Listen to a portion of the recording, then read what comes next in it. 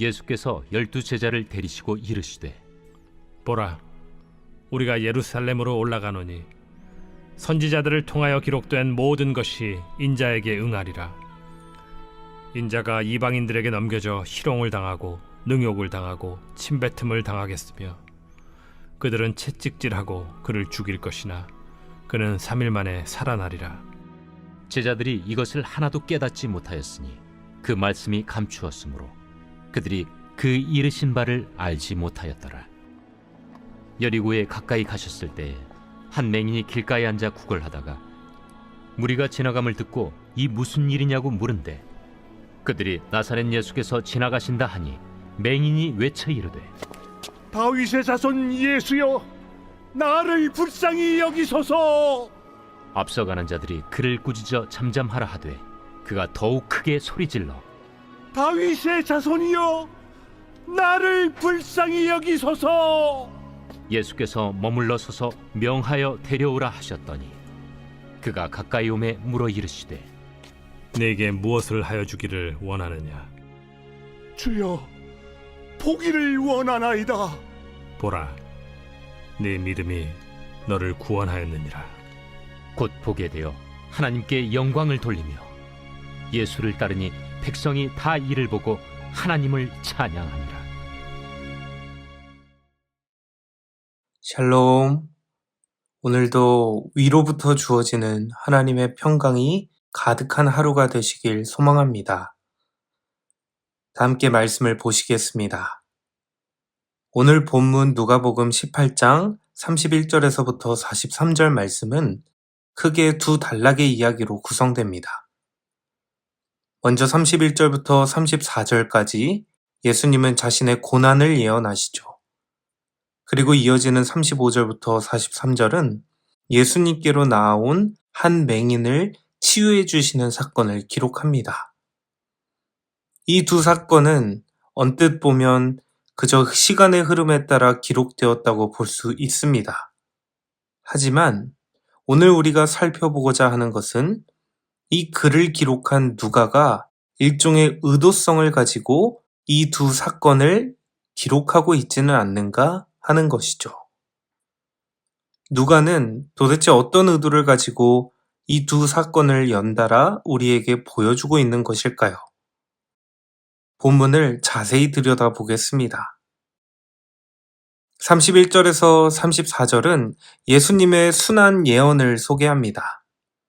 예수님께서는 12 제자를 데리시고 이제 예루살렘으로 가시죠. 그리고 예루살렘에 다다랐을 무렵 예수님은 인자가 그곳에서 당할 고난과 죽음, 그리고 그 이후에 있을 부활에 대해 말씀하십니다. 인자는 예수님께서 스스로를 가리켜 말씀하실 때 사용하시는 표현이죠. 그래서 예수님은 당신께서 구약의 예언을 성취하기 위해 예루살렘으로 가고 계시다는 것을, 그리고 그것에서 주님이 기다리고 있는 순환이 어떠한가를 보여주시는 것입니다. 그런데 34절을 보실까요? 제자들은 이 예언을 전혀 깨닫지 못하고 있다고 말합니다. 제자들이 이것을 하나도 깨닫지 못하였으니 그 말씀이 감추었으므로 그들이 그 이르신 바를 알지 못하였더라. 예수님의 말씀은 제자들이 상상하고 기대하는 것과는 너무나도 달랐습니다. 고난당하는 메시아. 이것은 제자들에게 전혀 이해할 수 없고 납득할 수 없는 표현이었죠. 어떻게 메시아로 오신 우리 주님이 고난을 당하고 심지어 죽음에까지 이르게 된다는 것일까? 제자들은 예수님이 실제로 일어난 일을 말씀하고 계시다는 것을 차마 생각하지 못했을 것입니다.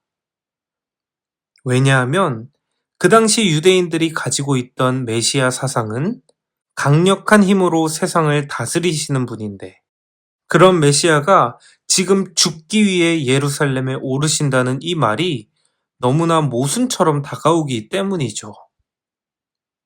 어쨌거나 그 제자들은 예수님의 말씀을 다 이해하지 못한 채 계속 예수님을 따라갑니다.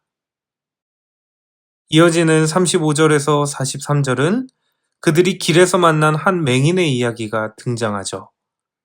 이 맹인은 예수님께서 자신의 눈을 뜨게 할 수 있는 메시아임을 믿었습니다.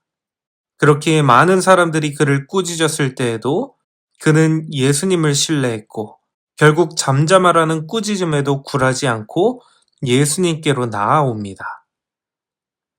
이 이야기에서 사람들은 예수를 부르며 소리치는 맹인을 꾸짖습니다. 사람들이 왜 맹인을 꾸짖었을까요? 그것은 바로 그 사람의 장애가 곧 그 사람의 죄의 결과라고 생각했기 때문일 것입니다. 신명기 28장 28절에도 보면 여호와의 율법에 순종하지 않는 죄인에게 저주가 있을 것인데 하나님께서는 사람의 죄를 눈이 머는 것으로 치신다고 말씀하시죠.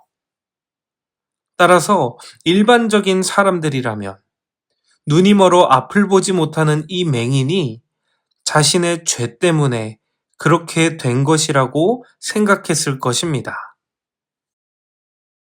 여러분, 여기까지 보면 우리는 오늘 본문에서 두 가지 일반화된 믿음을 보게 됩니다.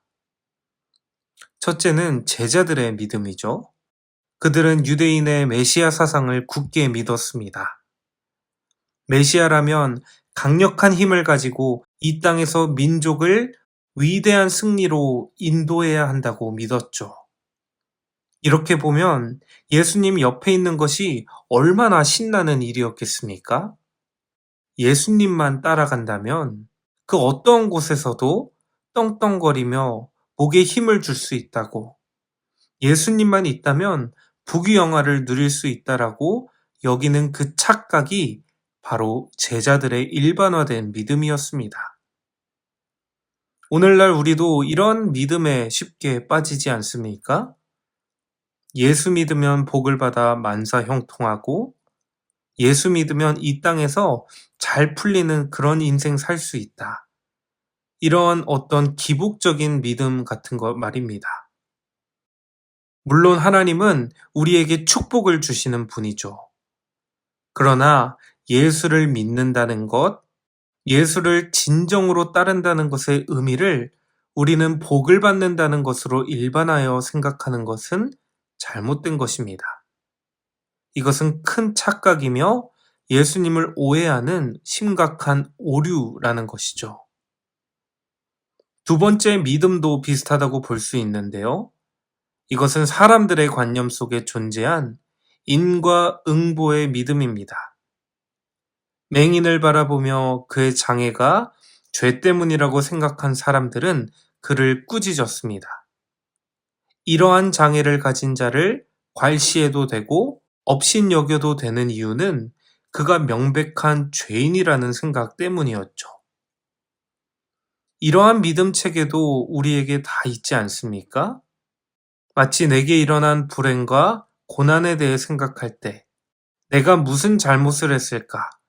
우리는 마치 본능적으로 어떠한 원인을 찾습니다. 어떤 결과값이 있을 때 그 결과에 대한 타당한 원인을 찾으려는 이러한 일반화된 믿음이 다 우리에게 존재한다는 것이죠. 그러나 이런 인과율의 믿음 체계도 온전하지 않다고 오늘 성경은 우리에게 말해줍니다. 여러분, 예수님을 보십시오. 죄가 하나도 없으신 분이 예고된 고난과 죽음을 당하기 위해 예루살렘으로 가고 계십니다. 그분은 하나님의 아들이신 메시아로서 이 세상을 정복하기 위해 오신 것이 아닙니다. 예수님은 죽음에 이르기까지 낮아지셔서 이 세상을 구원하러 오셨죠. 예수님이야말로 이 제자들과 사람들의 믿음 체계를 뒤틀리게 만드는 역설적인 존재가 아니십니까? 도저히 일반적인 생각으로는 이해되지 않는 분이라는 말입니다. 오늘 우리가 이 세상이 기대하던 것과는 다른 길로 가셨던 이 예수님을 묵상해 보면 좋겠습니다. 오늘 본문의 결론으로 예수님은 맹인을 고쳐주시죠. 그러나 먼저 질문하십니다. 내게 무엇을 하여 주기를 원하느냐? 완전히 예수님을 신뢰했던 이 맹인은 자신이 보기를 원한다고 대답했습니다. 그러자 예수님은 42절에서 이렇게 말씀하시죠. 예수께서 그에게 이르시되 보라, 내 믿음이 너를 구원하였느니라 하시매. 많은 사람들의 꾸짖음 속에도 굴하지 않고 오히려 크게 소리 지르며 예수님을 불렀던 이 맹인을 향해 예수님은 너의 믿음이 너를 구원하였다고 말씀하시고 그를 고쳐주십니다. 여러분, 예수님이 말씀하시는 이 믿음이란 것은 무엇입니까? 어떠한 방해에도 주님만을 신뢰하며 주님만 의지하려는 그 집요함입니다. 예수님은 그의 끈질긴 외침을 믿음으로 여겨주시죠. 그래서 이제 이 맹인은 앞을 볼 수 있게 됩니다. 맹인과 대조적으로 제자들은 여전히 주님이 가시는 길을 보지 못했고 주님이 선포하신 하나님의 나라를 온전히 보지 못했지만 이 맹인은 자신을 고칠 수 있는 유일한 분 예수 그리스도를 의지하여 끝까지 믿음을 놓지 않았을 때 진정으로 예수를 보게 되고 그리고 진정으로 예수를 따르게 됩니다. 43절 말씀을 읽겠습니다. 곧 보게 되어 하나님께 영광을 돌리며 예수를 따르니 백성이 다 이를 보고 하나님을 찬양하니라. 아멘. 말씀을 맺겠습니다. 오늘 본문은 예수님과 함께 걷던 사람들도 잘못된 관념으로 주님을 오해할 수 있다는 것을 보여주며 진정한 믿음의 태도가 무엇인가를 우리에게 보여줍니다. 우리를 치유하시고 회복시키실 수 있는 유일한 우리 구주 예수님을 믿고 신뢰한다면 우리 앞에 어떠한 장애물이 있다 할지라도 우리는 하나님을 찬양할 수밖에 없지 않겠습니까? 성도님 여러분, 오늘 하루도 저희 모두를 불쌍히 여겨주시는 예수님을 온전히 신뢰하기를 원합니다. 이 복잡한 세상은 참 이해할 수 없는 일들로 투성이죠. 그래서 때론 우리가 길을 잃은 것 같다는 생각도 듭니다. 그러나 이런 현실 속에 어떠한 방해에도 굴하지 않고 주님만을 의지하려는 그 집요함, 이 믿음의 태도가 있다면 우리는 곧 주님을 온전히 보게 될 것임을 믿습니다. 다 함께 기도하시겠습니다. 주님, 오늘도 믿음 없는 저희를 불쌍히 여겨 주옵소서.